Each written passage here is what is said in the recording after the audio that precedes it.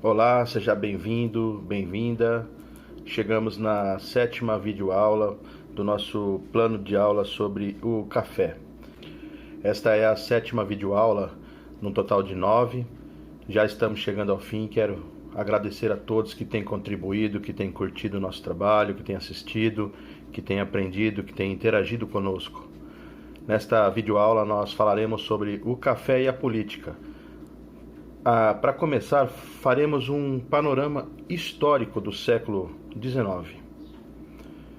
Temos como objetivo nesse plano de ação apresentar um panorama histórico do contexto do século XIX, comentar a queda do Império e os anos iniciais da República, e destacar as políticas governamentais na República em relação à economia cafeeira. Em 1808, a corte portuguesa chega ao Brasil protegida pela Inglaterra. Poucos anos depois, em 1822, inicia o processo de independência do Brasil. Independência. Ou seja, o Brasil deixa de ser português e torna-se brasileiro, segundo a historiadora Miriam Dounico. Em 1824, há aquela primeira Assembleia Constituinte e foi destituída. E aí Dom Pedro ele faz uma nova Assembleia, uma Assembleia autocrática, de cima para baixo, né? Quem manda aqui sou eu, mais ou menos dessa maneira. E em 1830, o café já estava bem desenvolvido no Vale do Paraíba, e em 1840, na região de Campinas, Limeira, Rio Claro. Em 1831, Dom Pedro I abdicou o trono. Ele volta para Portugal, só que Dom Pedro II ele tinha apenas 5 anos e ele não poderia assumir o trono. O que acontece? Vem aquele período da regência trina, provisória e una, 2 vezes. Na sequência, nós vemos as revoltas dos malês, da Sabinada, da Balaiada, dos Cabanos, Farroupilha. Em 1840, Dom Pedro II, com 15 anos, assume a coroa. Em 1850, vem o fim do tráfico negreiro. Mas não termina o comércio de escravos, né? Foi só a proibição, porque o tráfico de escravos, o comércio de escravos, ele continua internamente no país. Na década de 1860 até 1870, há um grande desenvolvimento no país, principalmente no ano de 1867, em que é inaugurada a ferrovia Santos a Jundiaí. E isso facilita muito o escoamento do café do interior de São Paulo até o Porto de Santos para exportação. E há uma grande modernização no país, né? Então começa a entrada de máquinas para descascar o café, para despolpar, para polir e também para ensacar o café. Em 1888 vem o período da abolição da escravatura. E aí, para terminar o golpe final no Império, vem o Clube Militar do Rio de Janeiro, a organização do Clube Militar, e isso é a gota d'água para o final do Império.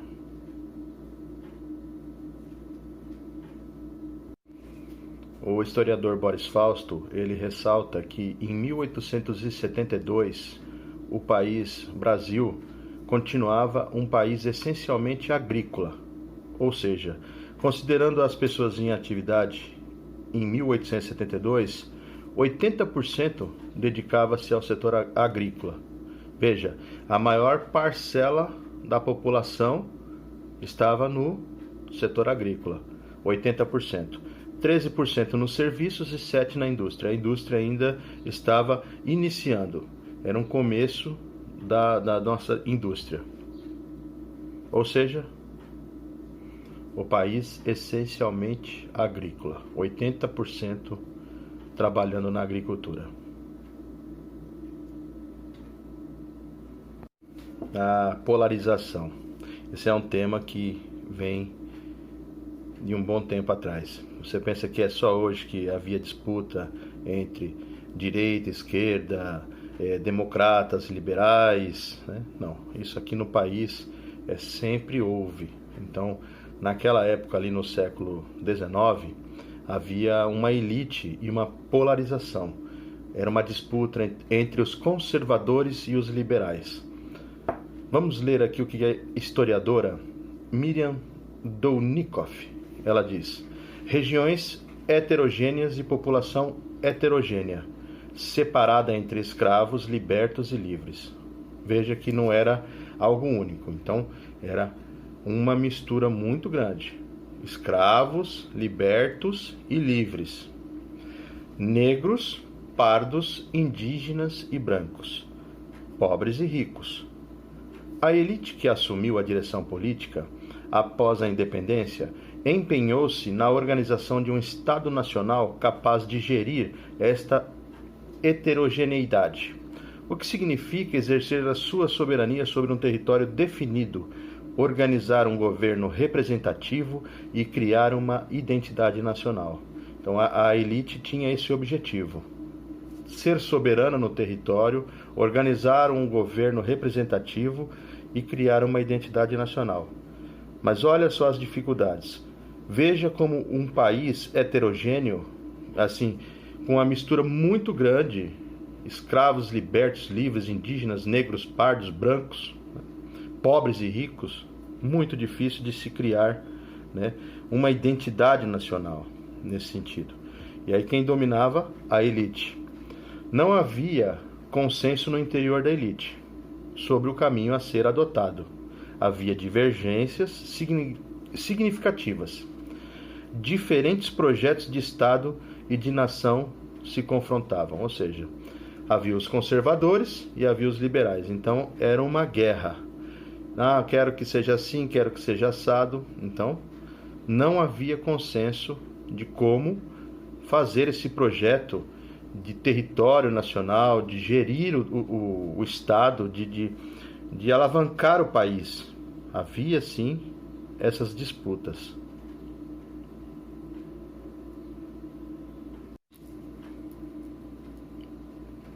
Era preciso dirigir o país. E quem ia fazer isso? O povo? Não. Segundo a historiadora Miriam Dounikoff, forjava-se a elite que iria dirigir esse país. Começava a trabalhar essas mentalidades. A maioria de seus membros eram oriundas da elite econômica, então era só quem tinha dinheiro. Destacavam-se fazendeiros, exportadores, senhores do engenho, criadores de gado, produtores de charque, grandes comerciantes voltados à exportação e também ao mercado interno, os traficantes de escravos. Então esse era o povo que constituía a elite. Além deles, também tinha os jornalistas, os advogados, os magistrados, os militares, os padres e os homens de letras, ou seja, os bacharéis. Então, essa era a elite que iria dirigir o país. Entretanto, havia muito confronto e visões distintas. Havia diferentes opiniões acerca de como organizar esse projeto de direção do país. Marechal Deodoro, Sena Madureira, Benjamin Constant e outras pessoas, eles desde 1887, eles tentavam organizar os militares contra a elite política civil do Império.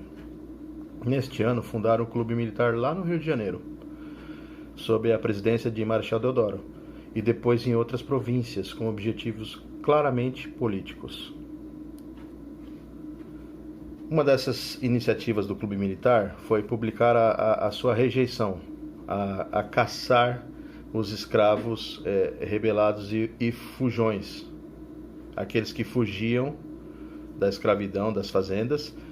Então os cafeicultores, os fazendeiros, eles queriam que o exército fizesse essa captura dos escravos, mas os oficiais não aceitavam que o exército desempenhasse esse papel. Não queriam perseguir os escravos.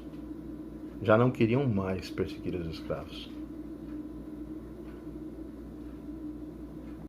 Então aí vem o fim da escravidão, decretado pela princesa Isabel, e em maio de 1888, e desde o fim da escravidão, pela lei aprovada em maio de 1888, não conteria mais os oficiais que consideravam que apenas com a República poderiam colocar o país no caminho da ordem e progresso.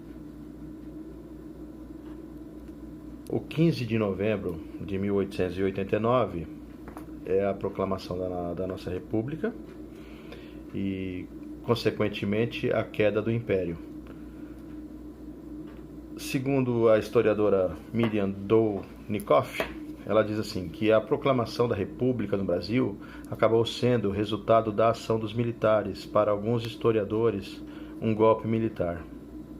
Olha só, essa questão de golpe militar já vem lá desde o século passado, do século retrasado. Sob a presidência de Deodoro da Fonseca, o primeiro governo republicano era formado por militares, como Benjamin Constant, mas também incluía lideranças republicanas civis, como Rui Barbosa, Quintino Bocaiúva e Aristides Lobo. O que aconteceu quando houve essa queda do Império? Dom Pedro II ele foi obrigado a ir embora, a ser exilado do país, e ele foi para a Europa. E isso terminou a monarquia. Começa a República. De acordo com Boris Fausto, houve alguns fatores que contribuíram para a queda do Império. Dentre eles, Boris Fausto destaca o exército, né, aquela questão do clube militar que nós já falamos, as iniciativas do imperador em extinguir o sistema escravista. Isso fez com que muitos proprietários rurais e fazendeiros lá do Vale do Paraíba ficassem ressentidos com o imperador. E também um setor expressivo da burguesia cafeira de São Paulo e que organizaram lá o Partido Republicano. E outro fator foi a diabetes de Dom Pedro II.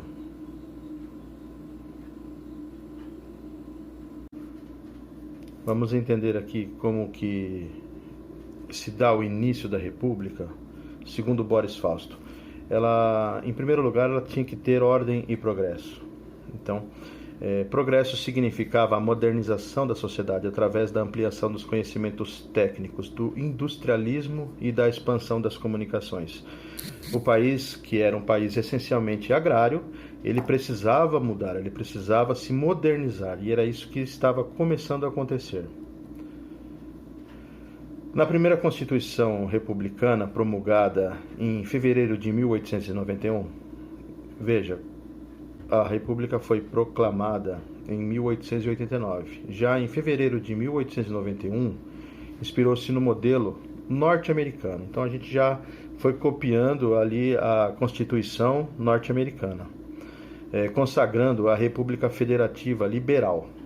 Os estados, designação dada daí para frente às antigas províncias, antes era província e agora estado, ficaram implicitamente autorizados a exercer atribuições diversas, como as de contrair empréstimos no exterior e organizar forças militares próprias, as chamadas forças públicas estaduais. As atribuições eram interesse dos grandes estados, e sobretudo de São Paulo. São Paulo e Rio de Janeiro, que é a capital, estavam ali dominando. Minas Gerais também, era aquele centro, ali o sudeste mesmo, mas é claro que existiam outras forças também. Mas o início, o poder estava centralizado ali no sudeste. As atribuições eram do interesse dos grandes estados, e sobretudo de São Paulo. A possibilidade de contrair empréstimos no exterior seria vital para que o governo paulista pudesse pôr em prática os planos de valorização do café.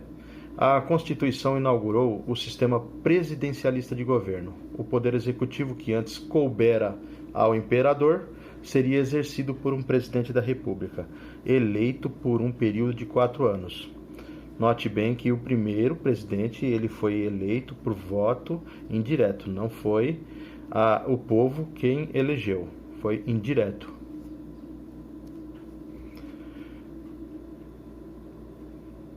Vamos pensar aqui a República em 1891. Como que estava aquela efervescência, né? Havia uma febre de negócios, especulações financeiras, formação de muitas empresas reais e fantásticas, alto custo de vida, crise, falências, queda das ações, queda da moeda brasileira em relação à libra esterlina. Esse é o cenário da República, do início da República. E esse é um grande problema que temos até hoje, né? Velhas e novas dívidas, a dívida externa. O governo republicano herdara do Império, o Império fez dívida, e aí quando vem a República, assume essas dívidas, que consumia anualmente parte do saldo da balança comercial.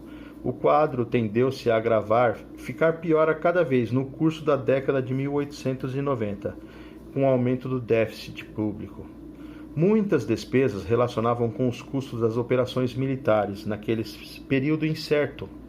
O apelo ao crédito externo foi utilizado com frequência e a dívida cresceu em cerca de 30% entre 1890 e 1897, gerando novos compromissos de pagamentos. Por outro lado, a extensão das plantações de café no início da década resultaram em grandes colheitas em 1896 e 1897.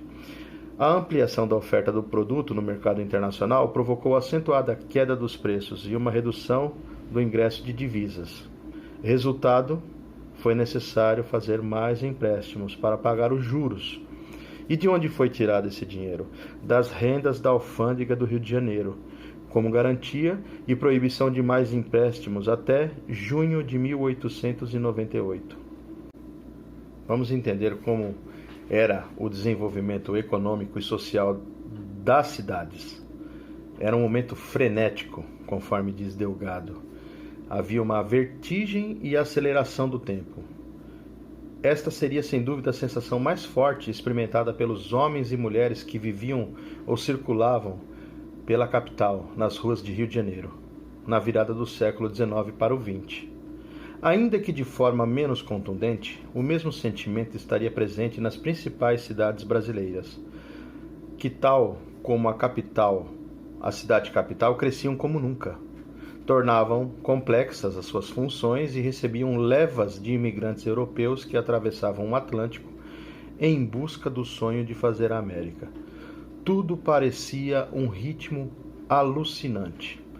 A política e a vida cotidiana, as ideias e as práticas sociais, a vida dentro das casas e o que se via nas ruas. Um movimento frenético. Ao estudarmos a Primeira República, nós temos aqui 4 palavrinhas que são essenciais para compreendermos esse período. Ou seja, oligarquia, coronelismo, clientelismo e o voto de cabresto. Então vamos entender um pouco sobre isso. Havia uma elite dominante. Como sempre, houve uma elite dominante. O que é oligarquia? Oligarquia é o governo de poucos, um governo de uma elite.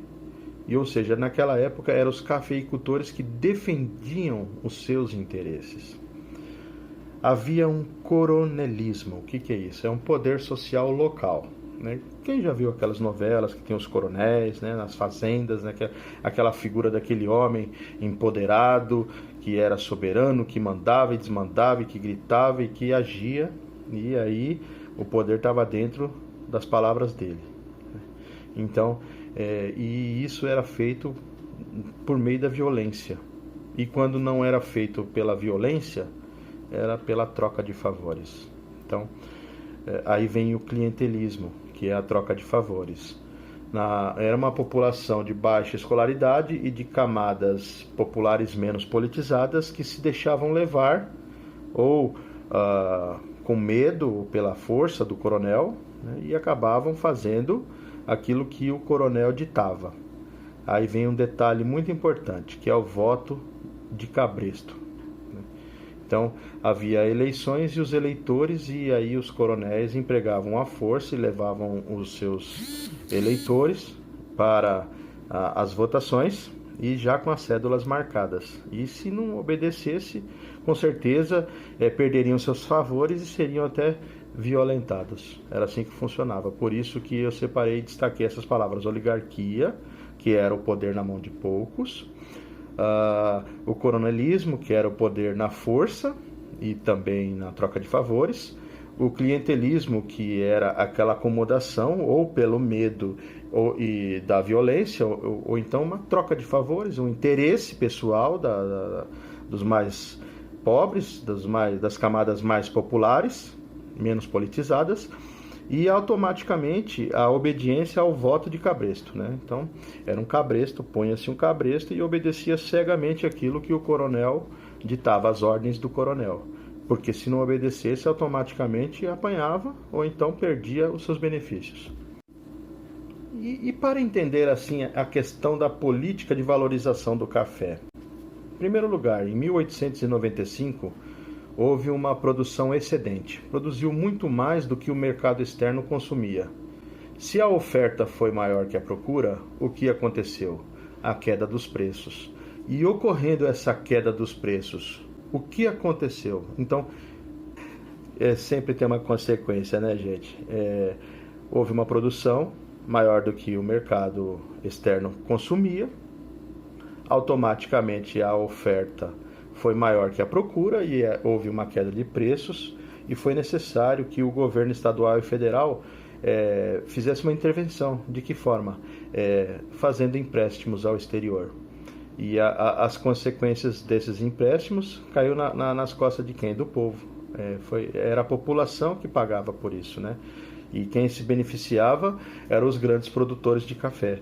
E o governo ele comprava e estocava o excedente do café.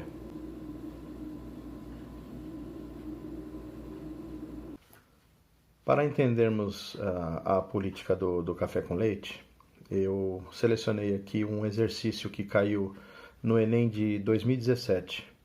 Uma charge do Storni, e isso de 1925 ainda. E diz assim o enunciado: na charge de Storni, denuncia-se o domínio político das oligarquias de São Paulo e de Minas Gerais, uma das marcas da chamada República Velha ou Primeira República. Assinale a alternativa que é característica desse contexto. Então, em primeiro lugar, nós temos aqui 5 alternativas. Eu vou ler com vocês essas 5 alternativas e ao final a gente revê e destaca se é ou não correta. Então, a alternativa A influência dos coronéis traduzia-se na manipulação dos votos da clientela que vivia nas áreas sob influência deles, mas não resultava em força política, pois muitos deles eram presos sob acusação de fraude eleitoral. Alternativa B.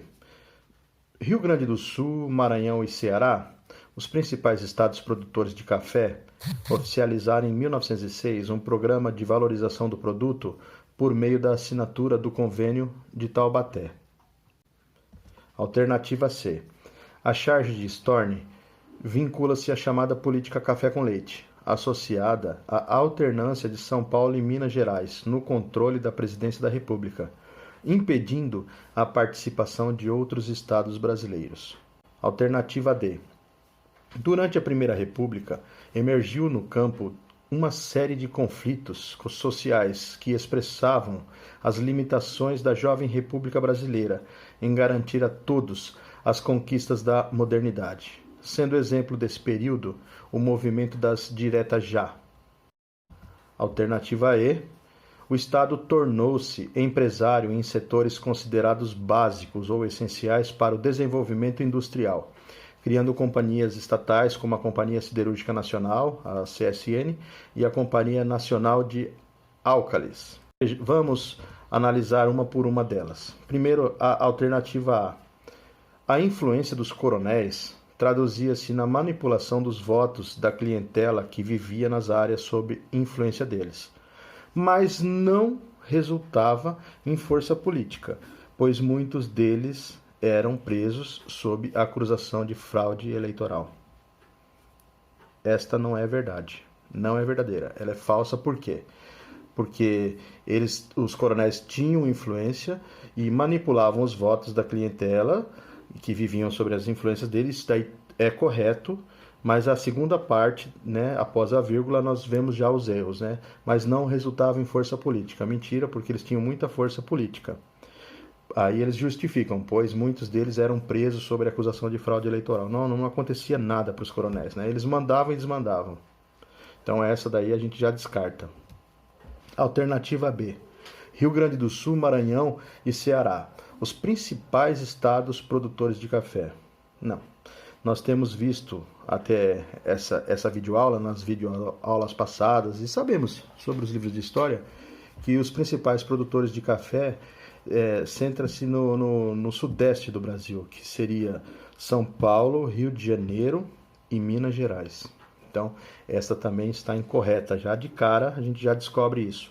Os principais estados produtores de café oficializaram em 1906 um programa de valorização do produto por meio da assinatura do Convênio de Taubaté. Ainda eles colocam até o Convênio de Taubaté, né, que é no Vale do Paraíba, Taubaté, para poder confundir as pessoas, né? Mas não é Rio Grande do Sul, nem Maranhão e nem Ceará. É São Paulo, Rio de Janeiro e Minas Gerais.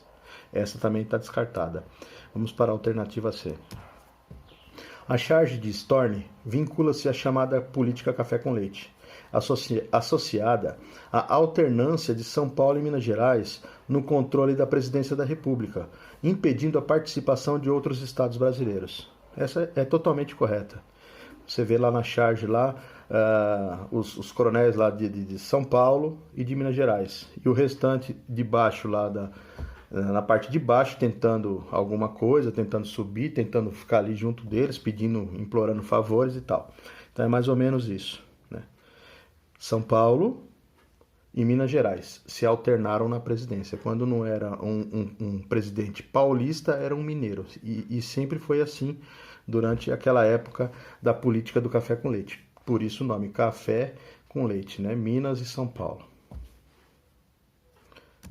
Em relação à alternativa D, também a gente já pode descartar, porque já tem uma correta. Então, a D e a E, né? E a D diz assim: durante a Primeira República, emergiu no campo uma série de conflitos sociais que expressavam as limitações da jovem República Brasileira em garantir todas as conquistas da modernidade, sendo exemplo desse período o movimento das diretas-jás. Então daí a gente já analisa, né? Quando é que foi o movimento das diretas-jás? Foi na década de 80, né? Totalmente descartado. Enquanto à alternativa E, o Estado tornou-se empresário em setores considerados básicos ou essenciais para o desenvolvimento industrial, criando companhias estatais como a Companhia Siderúrgica Nacional e a Companhia Nacional de Alcális, né? Pode descartar isso também, porque já temos a correta lá. Então, é isso aí. Pessoal, isso foi um pouquinho sobre a política do café com leite, né? Eu usei essa questão aqui que caiu no Enem para que a gente analisasse, né? Então, que mais uma vez fica em evidência, né? A política do café com leite foi a predominância dos políticos de São Paulo e Minas Gerais e alternando-se na presidência da República do Brasil. É isso aí, vamos para o nosso próximo passo.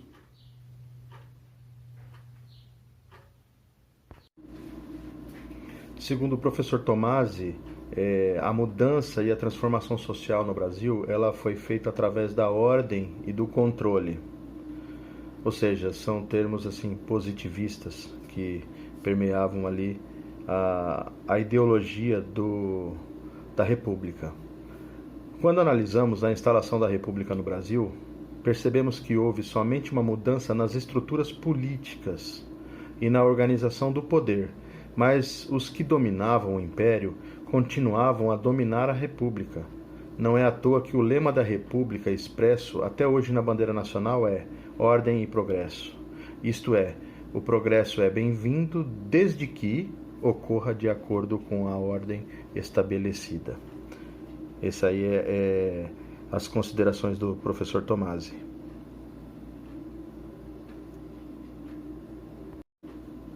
Olha o que aconteceu com o café no governo de Getúlio Vargas.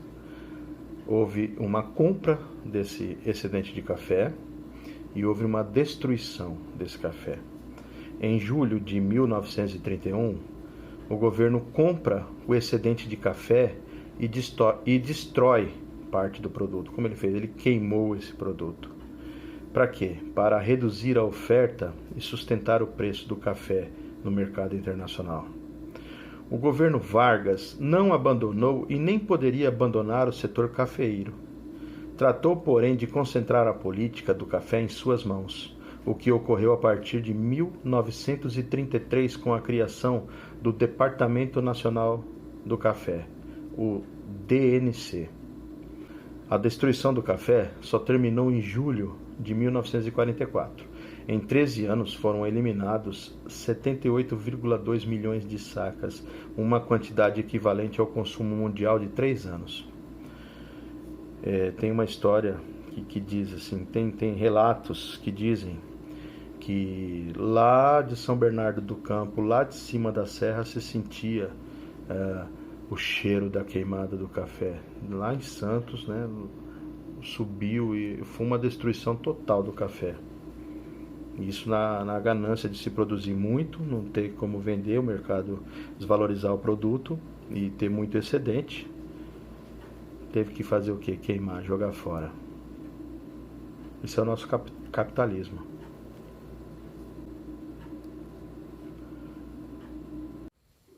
É isso aí, pessoal. Espero que vocês tenham gostado. Os nossos objetivos, eu acredito que tenham sido cumpridos, que eram apresentar um panorama do contexto histórico do século XIX, comentar sobre a queda do Império e os anos iniciais da República e destacar as políticas governamentais na República em relação à economia cafeeira. Conto com vocês. Deixe o seu likezinho aí, os seus comentários. Até a próxima videoaula.